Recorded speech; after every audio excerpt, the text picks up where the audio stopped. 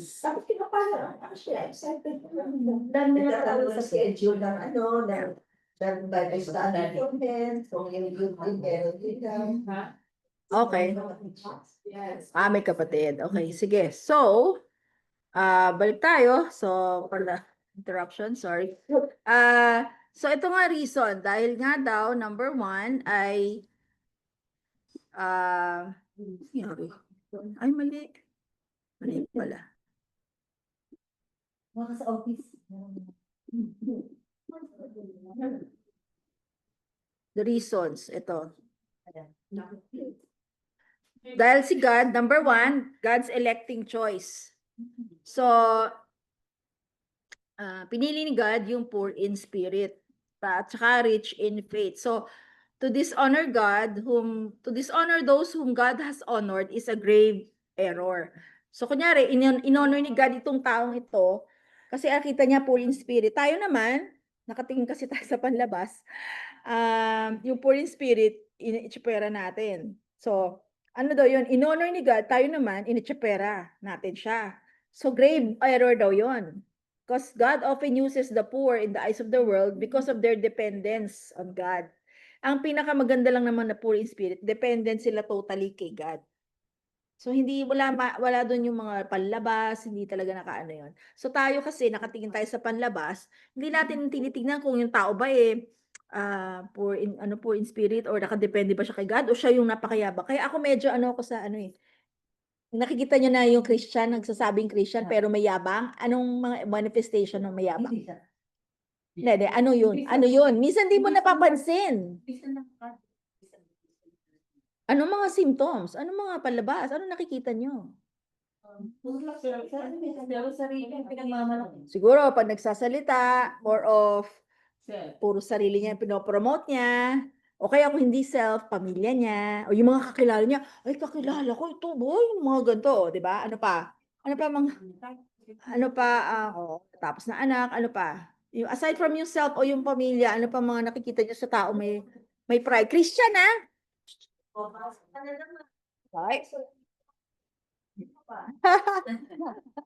Christian to kunyari, anong mga signs na nakikita nyo na hindi siya talaga poor in spirit, more of mataas, may pride siya. Pag nako-correct, napapansin niyo allergic siya sa correction. Pag kino-correct siya, ay, excuse agad, hindi naman yun ibig sabihin, ganyan, di ba? Maraming hindi sila yung, talaga, sorry, siguro nga, hindi ko nga nakita na ganito. Ganon ang taong walang pride, humble. Pag kino-correct siya, siguro nga baka hindi ko nakita yung bagay na ganon. Siguro, titignan ko, ipapag-pray ko din. Ganon, di ba? Ano pa nakikita niyo sa taong ma-pride? Defensive. Oo.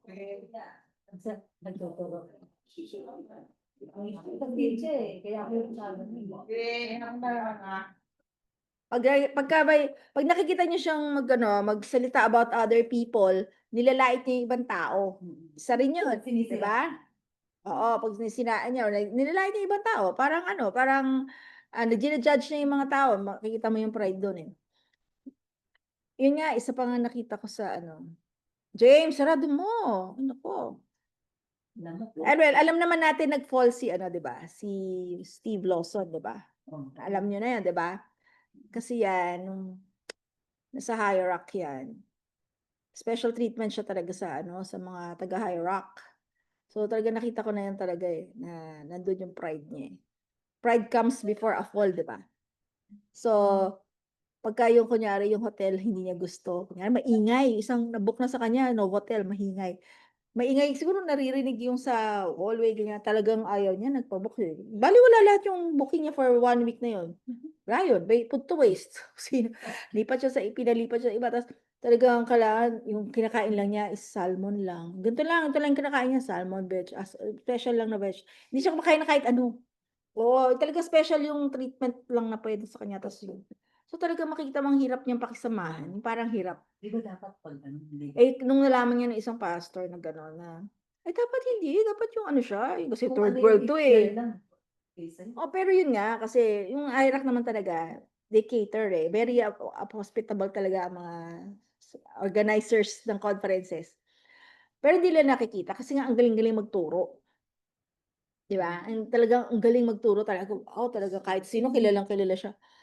Pero yun nga, yung mga gano'ng small things yun eh, na parang tingin mo talagang dapat 'pag ano ko, kung ano na hindi ako dapat VIP ako.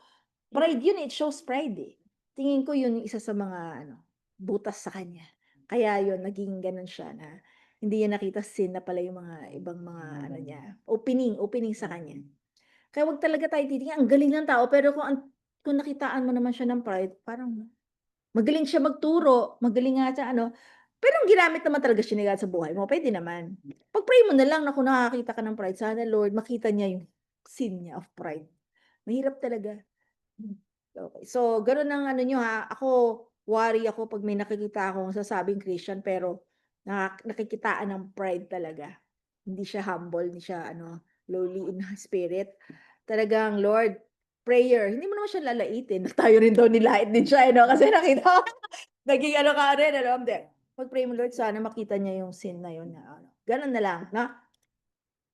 Anyway, so, um yun nga, inelect ni God 'tong mga 'to, wag natin silang lalaitin, malaking issue kay God kasi nga inangat niya, tayo naman binababa natin. So ano daw, grave error daw yun, grave sin din yun ano. So siya yung namili eh, siya yung nakapili dun eh. Especially chosen them, ayun. Sa totoo lang, brethren, kung totoong Christian talaga lahat, pinili talaga siya ni God, special talagang pinili siya out of darkness brought into the kingdom of light. Sino ka ngayon na lalaitin mo siya kahit dahil sa nakita mo sa condition niya? Wala kang ano, si God nga yung si Jesus yung buhay niya binigay niya for this person. Tayo kasi nakatingin lang tayo sa panlabas. So wala talagang ano, room for ano, for favoritism, no? Okay, next. Ano pang reason pa bakit daw galit si God doon sa ano? Lipat ka dito ka. Dito, walang mailamig dito. Sabi ni sister, sabi ni sister niya, sige. Nanginginig na, no? Nanginginig ka na. Ito, kunin mo tong chair, oh. Ito. Oh, yan, dyan, pwede ka din dyan. Hindi nga nakikita yung ano. Anyway, that's said ko naman sa inyo. Ano pangalawang reason? World's treatment daw. Sabi dito, but you have dishonored the poor man. The very people who insult are their brothers and sisters in Christ. So yung taong poor, sa church nga siya, pero ang nag-iinsulto pa nga sa kanya yung sarili niyang brothers and sisters in Christ. So, yun. So they were favoring yung mga oppressors pa daw na sino yung mayayaman na ano. So yung pangatlo, dahil yung behavior daw ng rich oppressors, mayayaman na yun. Siya pa nga daw yung nagdadala sa ano, korte para ilaitin yung mga tao, di ba? It is spiritually insane to court the favor of those who are actively hostile to God and His people. So, kung ang isang tao, ganun din ang tingin niya, matapobre din siya, huwag niyo rin silang paboran kahit mayaman sila. Huwag niyo silang paboran. Sila nga yung matapobre. Dapat, huwag niyo silang bibigyan ng special treatment. Sila nga yata eh, hindi nga nila. So, huwag nating gagawin yun, pagkakamali. Sabi dito, if you fulfill for whoever keeps the whole law but falls,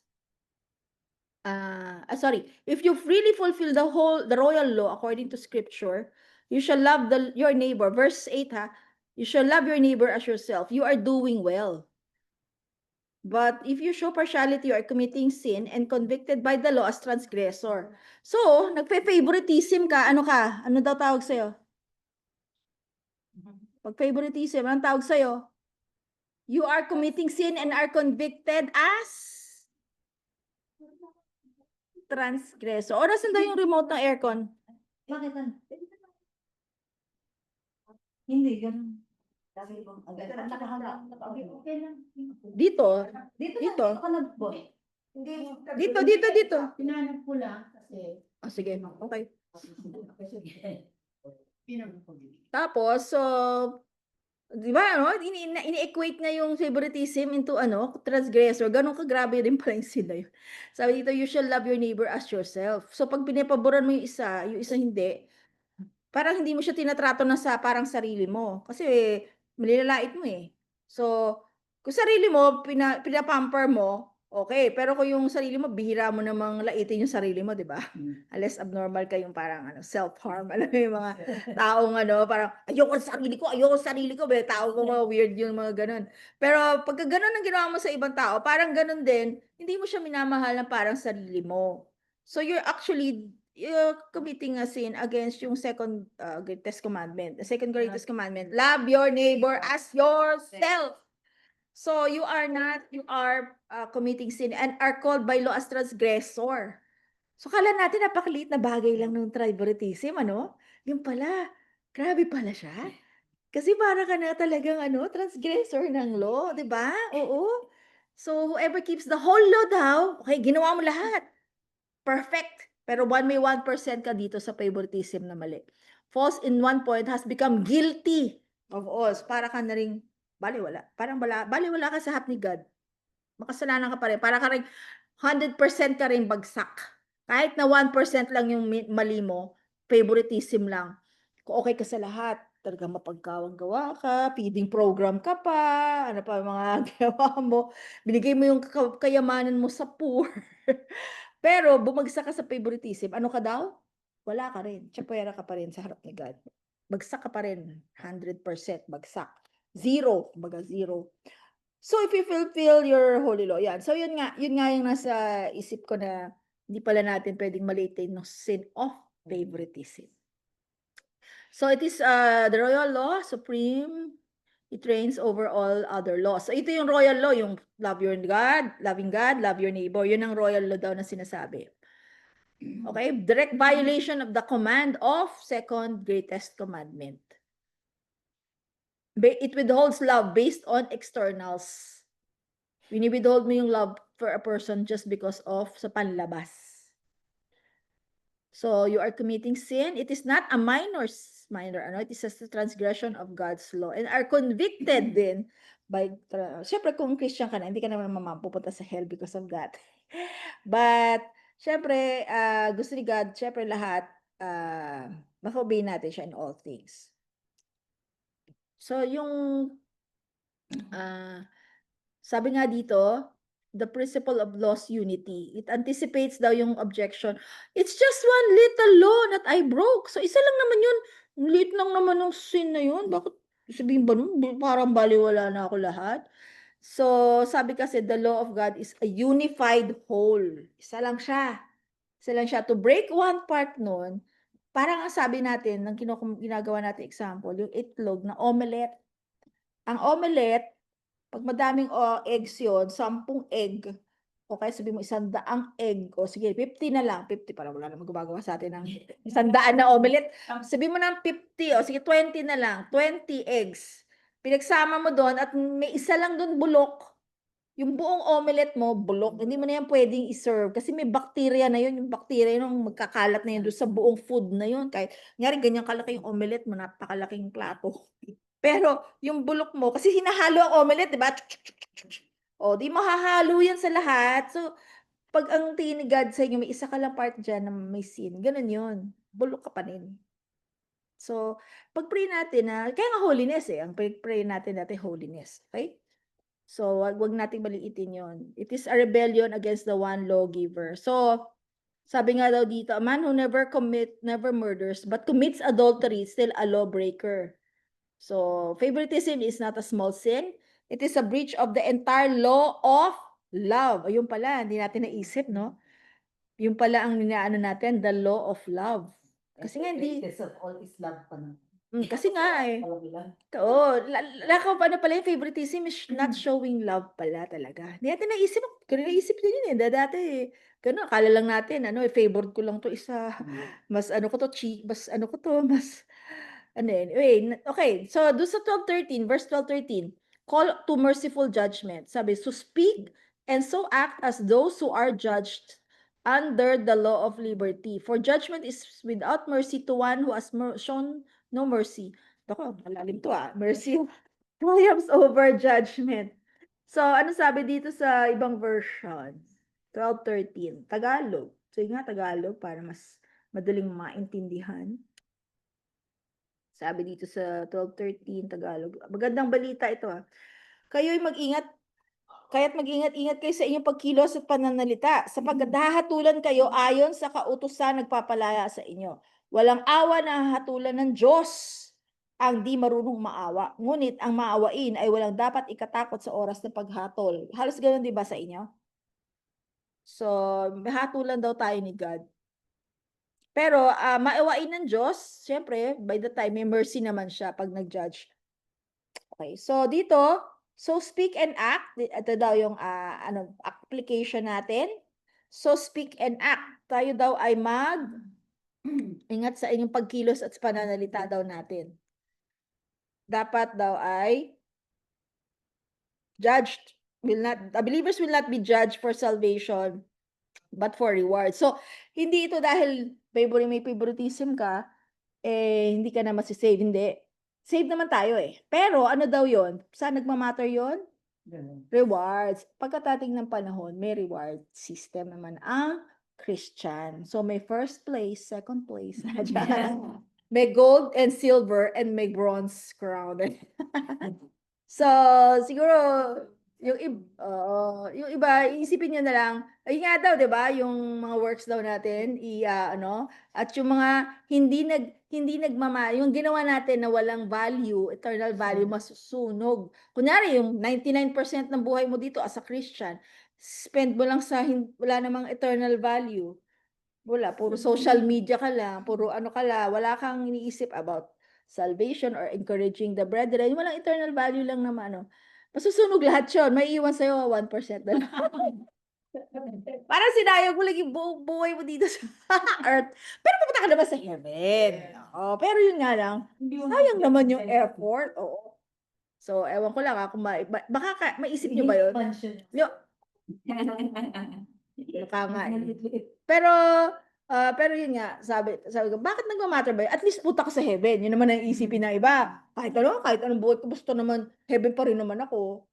Kahit naman. Pero anong kaibahan nun? Ano kayang kaibahan nun? Sa tingin ninyo? Magbumotivate sa atin na i-aspire din yung rewards. Ano? Bagay, tama. Gusto mo lang talaga ma-please si God, no? Wag mo na isip. Sige, kunwari ka pa, ayaw ko ng rewards. Basta maano ko si God. Hindi, pero still, hindi naman natin talaga gagawin yan para lang magka-reward. Hindi na. Pero, gusto mo lang talaga ma-please si God kasi sobra kanyang niligtas na talagang, hindi ka karapat-dapat. Pero ano pa ba? Di ko lang maisip kung makaka-relate kayo sa akin. Kasi di ba nung una, kunyari nag-aaral ka, sabihin mo, gusto ko lang makapasa. Para lang may diploma o certificate or ma-promote lang ako to the next level, ganyan. Tapos, pero pag yung kunyari, naalala ko lang, kunyari, nung nakita mo kunyari, bigla nag-graduation, tapos nakita mo yung mga valedictorian nyo, salutatorian nyo, umakit sa stage, tapos, nandun yung parents nila, tapos nilagay sila ganyan talaga, tapos wala talaga, wow, ano mafe-feel mo, di ba? Parang, mainggit ka rin, di ba? Kunyari lang, what if, kunyari, itong naging salutatorian nyo, dati, magkakasabay lang kayo ng nagsa-struggle, babagsak-bagsak kayo pareho. Pareho kayong pareho kayo ng level ng intellect. Alam mo lang na, uy, nagsipag lang. di ba? Tinulungan ko lang to. Sinutol ko pa to dati. Hindi ka niya maintindihan yung exam Dati ako, tapos tingnan mo siya ngayon. Bakit sa stage? Salutatorian. Tutor ko pa to, tapos talagang hindi niya maintindihan daw. Iyak pa siya noon. Ako nga, dali-dali lang yan. Ganto yan. Tapos siya ngayon nasa stage. Anong mapipil mo ngayon? Parang dapat ikaw yun, no? Dapat ako yun nandun So, parang inisip mo, kaya ko din naman pala.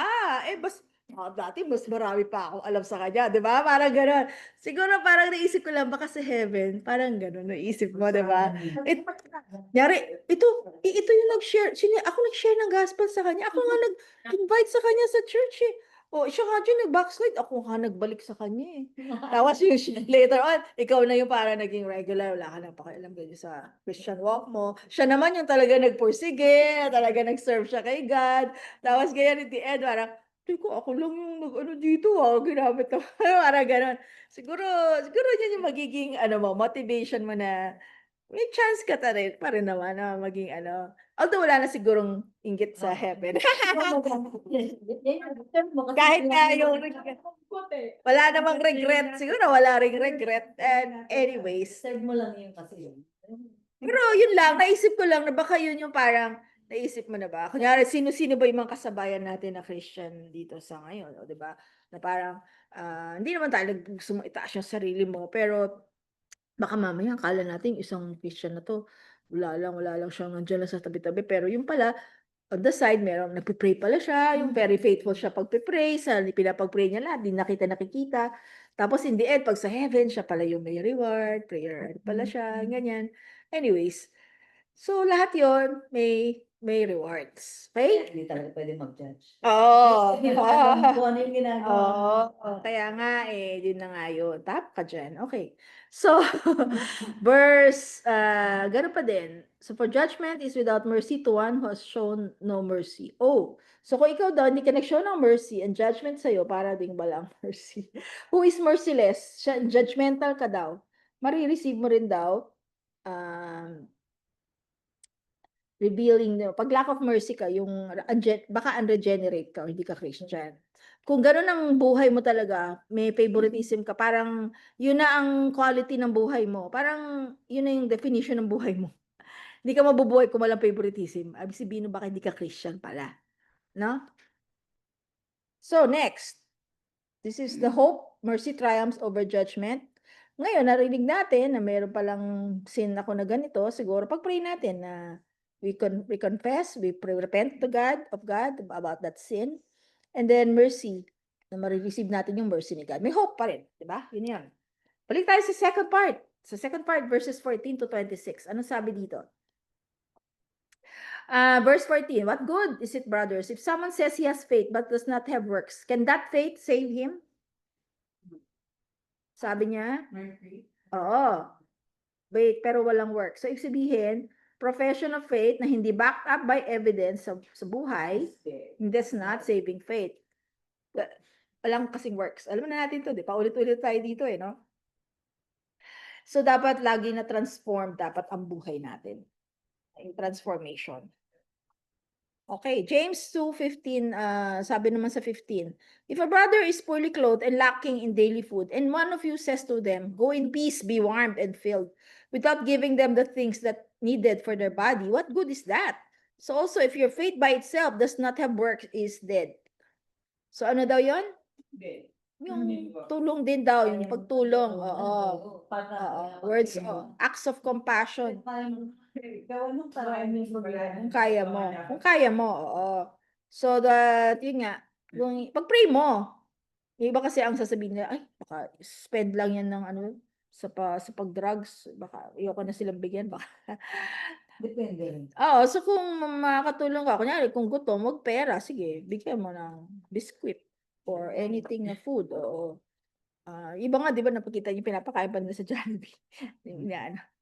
Anyways, like a corpse that shows no signs of life, that kind of faith shows no signs of the Holy Spirit's presence. So, yun daw yung person na walang talagang faith. Verse 18, "Someone will say, 'You have faith, I have works. Show me your faith apart from your works, and I will show you my faith by my works." So, wala daw tayo dapat ano, you have emphasis on faith, I have emphasis on works. Hindi daw gano'n. Hindi daw yung parang, okay, faith ka, ako more of works ako, parang ako more of faith, ikaw sige works. Hindi, magkakaiba lang tayo siguro daw ng gifting, sabi rito. We just have different gifts. Hindi, pare-pareho po out Christian. May faith, dapat may works. So, it is impossible. Internal ang faith, sa loob, internal. Ang manifestation ng faith mo is panglabas, yung action, obedience. So, works are necessary proof, the visible manifestation of invisible faith. Naalala ko lang last cell, nagse-cell kasi ako kay Sister Suki sa High Rock. yung buong set, siguro mga 30 minutes nung first part nung pagturo niya. Si Wayne Mack nagka-counseling, binabasa niya yung book about evangelist, mag-asawa, evangelist yung lalaki, babae naman. Yung pala yung babae, yung evangelist, double life. Maraming babae, pati nga lalaki. So, talagang, yung babae, talagang lugmok na lugmok yung asawa niya. Kasi nga, double life yung kanyang, double life yung kanyang asawa. Patayin na lang natin yung aircon. Lumamig na naman eh. So, may mga double life talaga. Sana hindi kayo, may makikita kayo minsan, may mga makikita kayo sa pamilya na gano'n eh, nakatago. Na nakakaalam lang yung pamilya na iba pala yung buhay niya sa bahay, yung gano'n. So, may proof talaga. Okay, 19. You believe in God, that God is one, you do well. Even the demons believe and shudder. So, takot, intellectual lang yon. So, pati si Satan, alam niya yung Bible. Okay? So, kung ikaw, kala mo Christian ka, pero hindi mo para ka lang daw si Satan, para ka lang demon. Alam mo lang, pero hindi mo ginagawa, para ka lang daw si Satan. Kasi Satan, alam din niya ang Bible. It is useless. Wala. It will lead you to hell. Alam mo na, actually, mas malaki pa ang responsibility yun eh. Alam niyo kung bakit? Yun. The fact na nasa church ka, alam mo yung Bible, tapos hindi mo alam mo in the end, mas malaki responsibility mo. Alam mo na eh, hindi mo pa ginawa. Hindi mo pa inobey. Lalo naman, compare mo dun sa tao na talaga nasa bundok, wala naman hindi nakarinig ng Bible, walang Kung yung tao dito, nag-a-attend dito, Sunday after Sunday, pagdating ng panahon, hindi pala sila talaga naging save. Anong mararamdaman nila? Nasa hell sila. Grabe, ang daming, ilang years ako, 14 years, 20 years akong nakikinig sa church.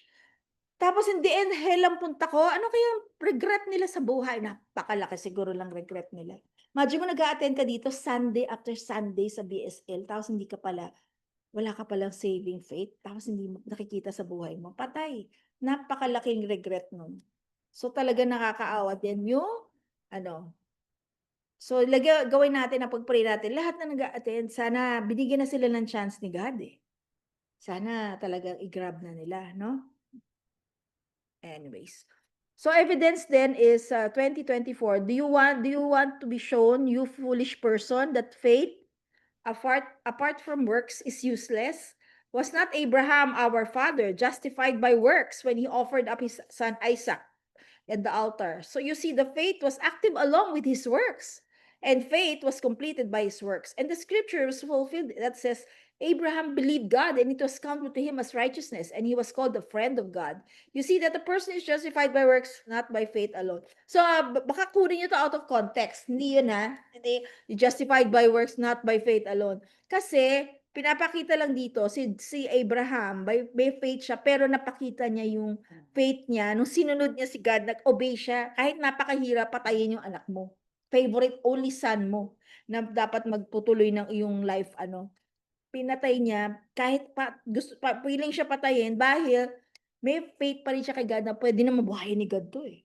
O pwede naman niya ako siguro bigyan ng isa pang anak, pwede naman gano'n, yun. So talagang talagang grabe rin yung faith ni kayo kaya, ano kaya yung pwede maging sa inyo?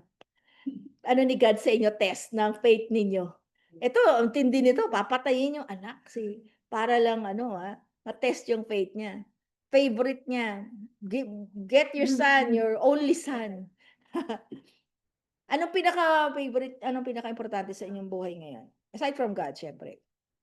Anong nyo, pinaka-hold on ninyo na Family. family?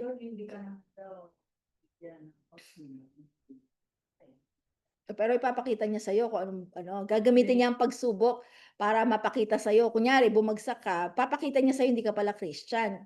Para mag-repent ka. Oh. So, paano yung parang tingin ninyo pwedeng gamitin ni God sa inyo na pinaka-hold on ninyo ngayon? Mga mahal sa buhay. Paano pag sinabi ni God, na-give up mo yan? Give up mo yan. Kaya ninyo? Grace ni Lord. Yun nga, pwede kayo Kasi hindi niya pakikigan. kaya. Trabaho mo, talaga, Talaga kaya ito yung nagsusustain sa akin. Kaya nabibili ko yung gusto ko. O, pas biglang kunin ni God. O kaya ano, meron bang ganun sa inyo? Pwedeng gamitin ni God yun. So talagang Lord, wala akong hahawakan ng ano. Sige na nga Lord, mawala. Family ko, kunyari, kukunin ni God. Magkasakit sila o magpunta sila, magkaroon sila ng anong sakit. Buhay ko pa nga, sarili mong buhay eh. Oh, ma-diagnose kang cancer, buhay mo yun eh. Precious yun sa'yo eh. Tingin mo ba, ano ba yun? Bibitaw ka na ba kay God? Yun ang pwedeng, yun ang ano, pwedeng test of faith natin. Mag-o-obey ka pa rin ba kay God? Sabihin ni God, give up mo yan. Nakakasama sa'yo yan. Hindi yan nakakatulong sa'yo. Give up mo yan. Kahit maganda yan. Tingin mo maganda. Pwede talaga eh. So, katulad si Abraham, na-test yung faith niya because of yung nakita yung obedience sa life niya. Hirap ano? So, syempre si God, alam niya yung timing. Kung kailan ka na kaya niyang ano yun. Pero yun nga, kung hindi ka Christian, pwedeng, kala mo Christian ka, pwede naman niyang gamitin yun para ipakita sa'yo na hindi ka pala Christian. So, para ikaw ay magkaroon ng repentance. Okay, so, hindi tayo foolish person or, ayan, foolish daw yung taong ganon na ang tingin niya ay, ano ito. Iba ang gamit ni Paul. So sabi niya na si Abraham was justified by faith alone. Ang pagkakagamit naman ni James is yung faith niya nagkaroon ng evidence. Kaya the-justify siya. Hindi lang daw because of faith, but because of his works, lalong prove na siya ay Christian. So hindi nyo gagamitin, pag ginamit ng Catholic to sa inyo, o tignan nyo, sabi di God dito sa verse na to, person is justified by works and not by faith alone. Oh, di ba? Pati sa Badista, yan ang thinking, yung mga Seventh-day Adventist. By good works. Faith plus good works. Hindi. It is just the fruit. Ano nyo lang yun baka lang kayo takot. So, you already possessed. Meron na ka ng faith, papakita mo na lang by your works. So, his faith was active along with his works. Partner, inseparable partner, true faith and works are inseparable. Works is the fruit. Okay?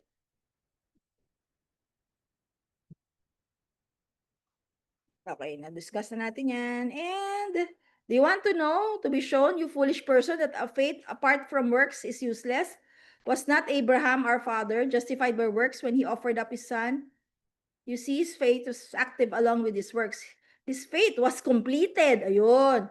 Yung faith niya completed by his works. And the scriptures was fulfilled. Abraham believed God and it was counted to him as righteousness. Ayun, sinabi ko na pala yung kanina.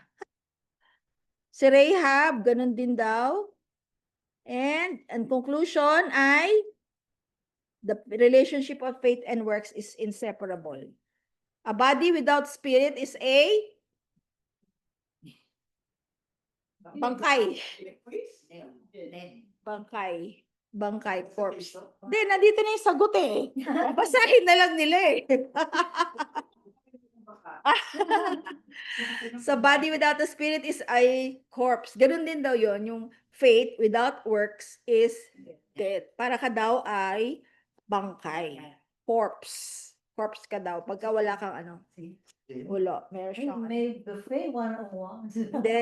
La Fiesta. La Fiesta naman. So, faith without works is dead. Lifeless, false profession that cannot save. So, clear na siguro to sa atin, ano? Para talagang, wala lang talaga tayong lusot, ano? talagang, ano? Favoritism. So, let's pray na maging ma-remember natin tong James. Napaka-practical talaga ng Book of James, no? Para siyang yung sa proof natin. First John is, yung faith mo laging may obedience, may mga evidence talaga na ikaw ay Christian. Okay, so let's pray na maging clear to sa atin. Wala ba kayong ibang sasama sa prayer conference? Ulit. So sana maging ano na. Kasi dati yung laboratory niya lahat ay abnormal. Whether it's cholesterol, whether it's thyroid, whether ano pa, yung mga yon. So, SGPT niya. Anyway, talagang part yun eh, yung sa ano yung Rosabas dati. Talagang part yun. Pero hindi naman daw dapat katakutan. Oh. Acetamide. Ganun din yun. Diba? Bumabalik daw sa normal. Oo, pero pagka hindi naman siya makakamatay, kumbaga okay lang siya. Yung gamit ko daw sa thyroid, kasi di ko binibili. Nakaka-affect. Ano ka ba? Liver. Ano ba ang dose mo? Kay Jane nga 125 eh. Ano ka ba? Ay na 150, 75. Hindi, yung liver mo, dati ka na may fatty liver yata. Yung sobrang taas. Ilan? Yung 55 dapat. 200. 55, 200. 200. Ganun talaga yung normal yun. Baka nga may fatty liver ka nga. May fatty liver, kailangan talaga bumaba yung, kasi ganito yun eh, kailangan mo yung, para bumaba yung cholesterol mo. Kasi yung fatty liver mo, nagpapataas nga ng ano. So, kailangan mo pa rin siya para bumaba yung cholesterol. Hindi na siya, ano. Oo. Kaya nga, kaya umiinom ka ng gamot para sa cholesterol. Although may konti siyang effect sa liver na tumataas yung ano mo. Pero kailangan mo pa rin. Pag tinigil mo naman siya, hindi bababa yung cholesterol mo, di rin gagaling yung fatty liver. Anyways, ganun talaga siya. Mas delikado nga daw yung may fatty liver kasi pwede ka mag-cirrhosis. Alam niyo ba yung cirrhosis? Merong scarring. Pag nag-scarring ka ng liver, anong next nun? Liver cancer. Liver cancer. Atay. Cancer sa atay. Kaya hindi ka magandang may fatty liver kasi pupunta siya sa cirrhosis, pupunta siya sa ano. So kaya ang ginagamot natin yung fatty liver na yun para sa cholesterol. Yun siya. Kaya kung ganun, okay lang kung ano. Kung minsan naman bababaan yung dose. Binababaan lang yung dose. Okay, papalitan ng ibang pangbaba. So let's pray na maging ano yung kanyang ano. Saka wag siya maging anxious. Anxious eh. No? Wala na iba. Meron pa ba? Ubo, okay. Sa flu, marami talaga nagkaka-flu season. Oo. Flu. Iba ang flu iba na ang flu. Ang flu, influenza, virus yun. Yun ay nakakahawa. Although hindi ka naman mamatay katulad ng COVID, pero sobra kang makakahawa. Meron ng test kit na binibili yata sa Mercury. Yung test kit na yun, check mo kung positive ka. Talagang mag-isolate ka talaga. Huwag kang papasok. Huwag kang pumasok talaga. Oo. Makakakos ka ng epidemic. Ganun din. Kung simpleng ubo lang at wala yung symptoms ng flu, okay. Pero yun nga, iba nagpapatest para sure. Sa akin, tumagal din yung ako. Ngayon lang bumili. Baka nga flu yun. Anyways. Mahigit 2 weeks. Sige. Pag-dry ka lang naman kagal. Pag-dry ka.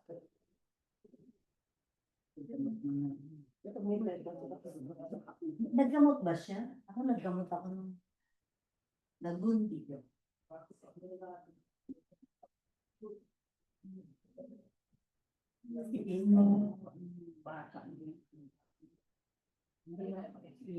Kaya hindi rin naka-attend.